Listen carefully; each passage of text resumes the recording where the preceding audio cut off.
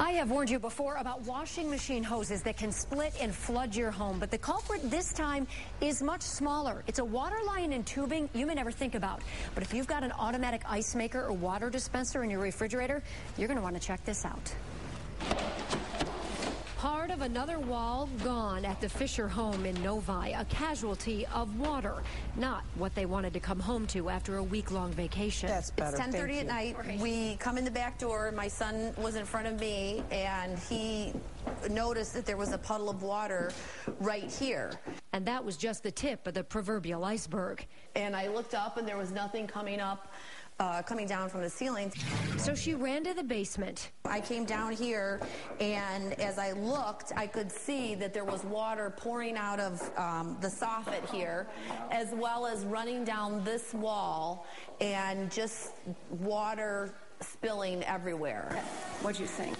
So I just said, somebody go get Dad. They found the culprit. It was hidden behind the refrigerator and freezer. What happened was the plastic tubing that we've had since we lived here for 13 years, sprung a leak, cracked, what have you. And the damage, not just in the basement. Flooring had to be ripped up in the family room, living room, hall, laundry room, and kitchen.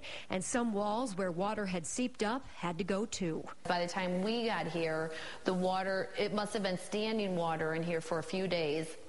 I think they think 4 or 5 days. They can cause tens of thousands of dollars in damage. Chris Hall is the president of RepairClinic.com. The Canton company sells and ships appliance repair parts across the country and offers free repair advice online. This is a plastic thin wall tubing, and when someone tells me that they've had a rupture of their water line behind their refrigerator, this is what I expect to see. Usually what happens is it gets dry and brittle over time and breaks, or it can also develop a pinhole leak. So what's the answer then?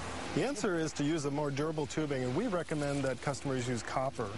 The copper tubing is very flexible. It can be installed replacement of this type of plastic tubing, and it's much more durable. This will last the lifetime of your house. And 20 feet of copper costs under $20. And if you're a do-it-yourselfer, Chris says it's not too hard to install. First thing to do is to remove the refrigerator from the wall. If you have a soft vinyl floor, do it carefully so you don't hurt the floor, and be sure you've turned the water off. This is the water line that attaches to the back of the refrigerator. In some cases, it's in the lower right-hand corner. In this case, it's right here in the middle. And it's not that hard to do? It's not that hard to do. It uses just a little open-end wrench to remove this fitting, and then you tighten the new fitting on. You feed this through sometimes it goes through the floor down into the basement or into the cabinet. You attach it at the other end, and you're good to go. Meantime, at the Fishers' home, the work goes on.